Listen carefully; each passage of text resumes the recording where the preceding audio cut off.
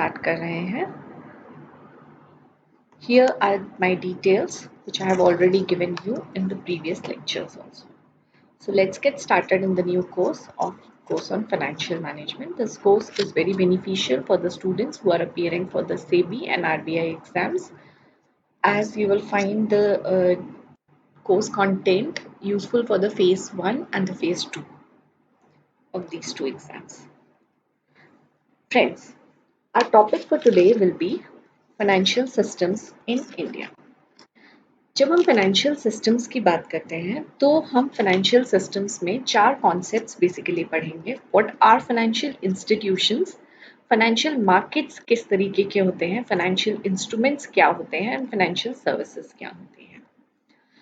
तो first of all हम लोग ये जानते हैं कि फाइनेंशियल इंस्टीट्यूशंस क्या होते हैं एंड इनका क्लासिफिकेशन कैसे होता है.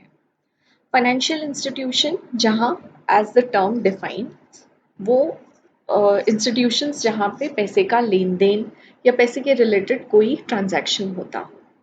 अब उन ट्रांजैक्शंस को basically what we will say कि मनी या क्रेडिट या फाइनेंस या payment, any type of these transactions if happening, we will say all these things will be financial in nature, and the institutions which will be carrying out these activities will be called financial institutions. अभी हमने इनको classify किया है regulatory, intermediaries, non intermediaries and others. Regulatory means वो financial institution जो इन सबको regulate करते हैं. For example RBI. आरबीआई इन सबके लिए गाइडलाइंस बनाता है और इसी गाइडलाइंस के अंडर इन सभी फाइनेंशियल ट्रांजैक्शंस का you can say these financial transactions happen under these guidelines, and that's why RBI becomes a regulatory financial institution. All right. Now, the second point is intermediaries. Intermediaries, as a term itself says, it will be a link between the savers of money and the investors of money. एक आदमी जो पैसा save कर रहा है और एक आदमी जो पैसा चाहता है, जिसको पैसा चाहिए. तो कैन आई से कि banks are a perfect example of intermediaries or intermediary financial institution. See what bank does, ये पैसा accept करते हैं from one part of one person. It accepts some amount, and then एक आदमी जिसको वो पैसा बिजनेस के लिए चाहिए, उसको वो लोग क्रेडिट पे ये पैसा ये बैंक्स फॉरवर्ड करते हैं. तो ऐसे इंस्टीट्यूशन जो इन दोनों के बीच में एक लिंक का काम करते हैं, ऐसे इंस्टीट्यूशन को हम लोग इंटरमीडियरी फाइनेंशियल इंस्टीट्यूशंस कहते हैं. And third type of category in these financial institutions are non-intermediary categories. Non-intermediary categories are those financial institutions जो एक लिंक इसमें से मिसिंग रहेगा, जो कि फाइनेंशियल इंटरमीडियरी कैटेगरी के फाइनेंशियल इंस्टीट्यूशंस जैसा काम नहीं करते हैं. लाइकवाइज आई टोल्ड यू कि जो फाइनेंशियल इंस्टीट्यूशंस हैं, the intermediary financial institutions, those will be a link between the people who are saving money and the people who want the money on credit. जबकि जो non intermediary category के लोग होते हैं और नॉन इंटरमीडियरी कैटेगरी के financial institutions हैं, उनमें एक ये लिंक मिसिंग होता है. Either they will be only saving it और either they will be only giving the money on credit. Right. तो इस तरीके के इंस्टीट्यूशंस का एग्जाम्पल है नॉन बैंकिंग फाइनेंशियल कंपनीज, जो कि आइदर इनके पास में पैसा by any of the method they get the money either from the government of India या फिर bonds वगैरह के थ्रू, ये पैसा जनरेट करते हैं और ये पैसा आगे क्रेडिट पे देते हैं, लेकिन they do not act as a intermediary between the people who want to save the money and who want the money on credit. All right. So these three are the example of the financial institutions. Now coming on to the next topic, which is financial markets. जो second term हम लोग financial system में समझते हैं, that is financial market. Financial market वो market जहां पे पैसों का लेन देन होता है या फाइनेंशियल ट्रांजैक्शंस होती हैं, वो मार्केट. अब ये आपका ऑर्गेनाइज्ड कैटेगरी में भी हो सकता है और अनऑर्गेनाइज्ड कैटेगरी में भी हो सकता है. But what we need to understand primarily is organised category. Organised category में जब हम फाइनेंशियल मार्केट्स को क्लासिफाई करते हैं तो there are two type of market that we find, primary market and secondary market. Now just understand what primary market means. See, I am an investor A and मैं market में किसी को पैसा देना चाहती हूँ. मेरे पास में बहुत पैसा है और मैं किसी को ये पैसा देना चाहती हूँ for their business transaction, and that's why what I will do, मैं किसी को ढूंढूंगी. उसके लिए जो platform I will use, that will be a market. Okay. Now there is a person B जिसे ये पैसा चाहिए. अब ये ट्रांजैक्शन कैसे होगा? ये बी जो है, ये directly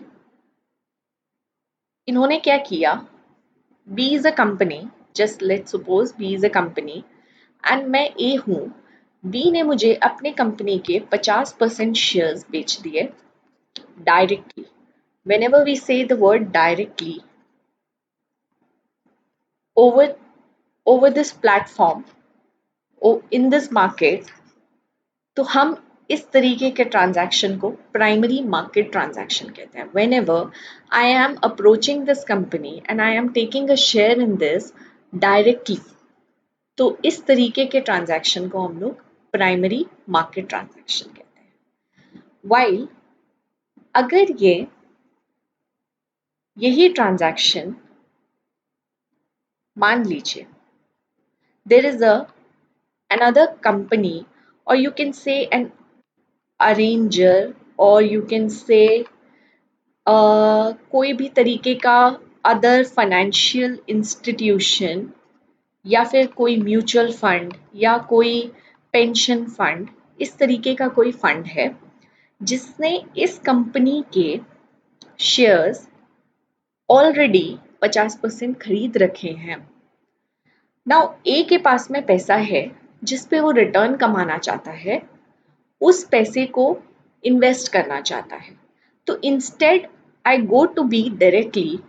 if I approach C, C ने मुझे बी के कैरेक्टरिस्टिक्स बताए कि yes this company is worth investing.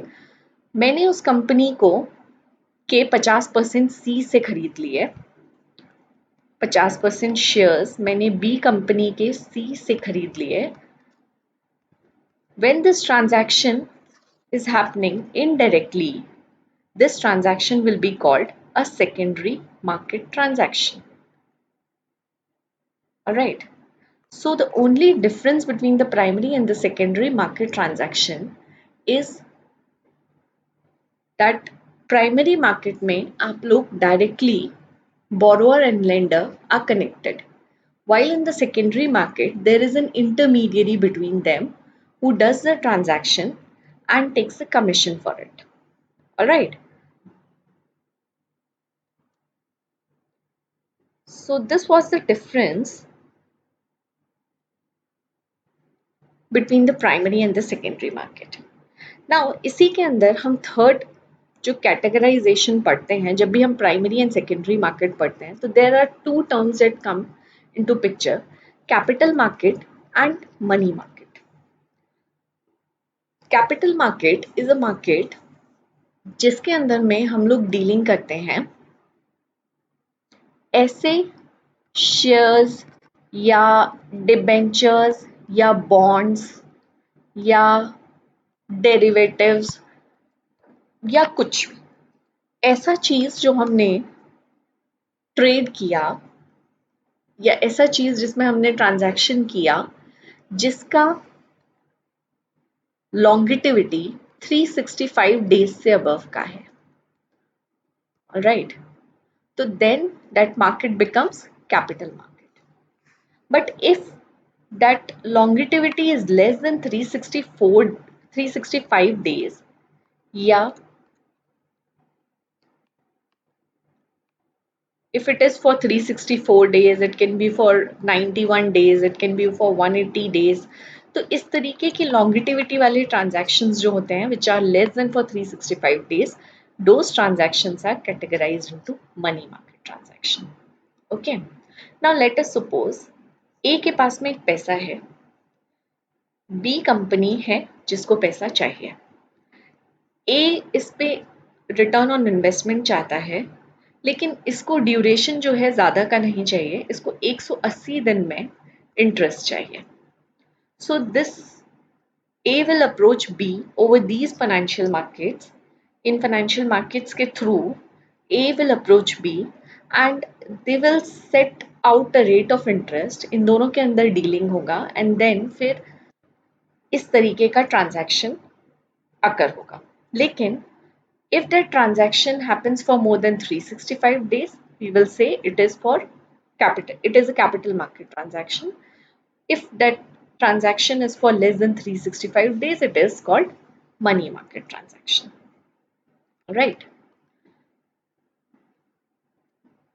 So this was the financial markets. Again, financial market में हम लोगों ने पढ़ा कि yes, the transactions can happen for debt, equity, derivatives, what all these terms are. Equity क्या होता है? जब भी हम किसी कंपनी का शेयर्स खरीदते हैं या उसके अंदर कोई हिस्सेदारी खरीदते हैं, so that transaction is called equity transaction. उस ट्रांजैक्शन को हम लोग इक्विटी मार्केट्स में करते हैं. वाइल द डेट ट्रांजैक्शन, जब भी हम किसी कंपनी को लोन देते हैं with a fixed tenor. In very simple terms, debt is nothing but a loan with a fixed tenor.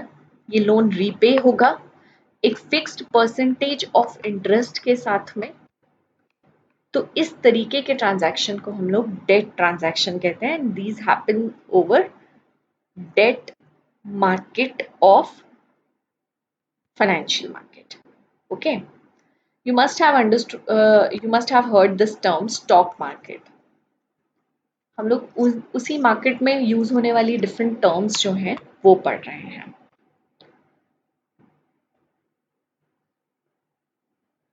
And in equity market all these terms are missing.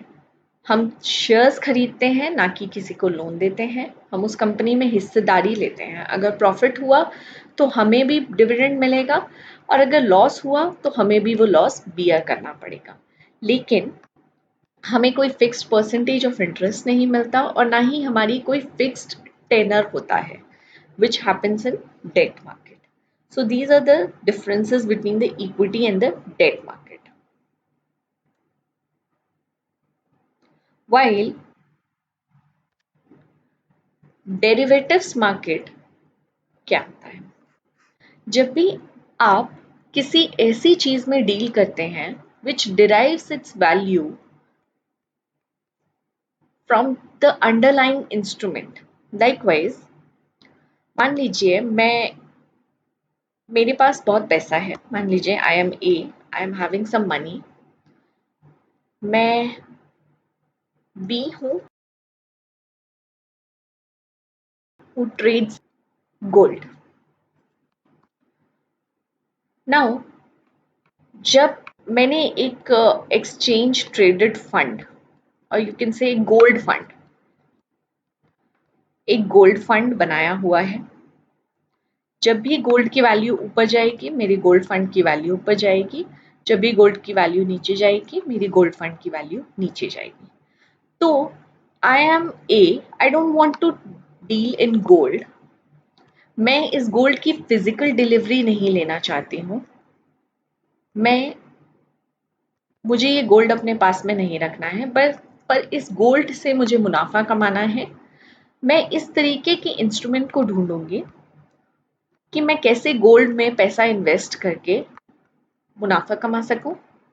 तो मैं as A, I will invest in this gold fund, and when I will invest in this gold fund, I will do this by way of derivatives market available over stock exchange. Okay,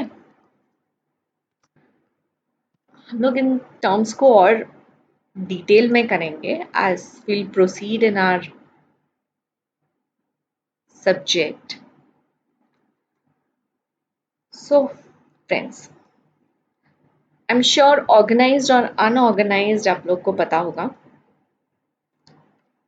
Organized term mean जब आपके पास में rules होते हैं, regulated होता है market, तो आप organised होते हैं। So who regulates these financial market?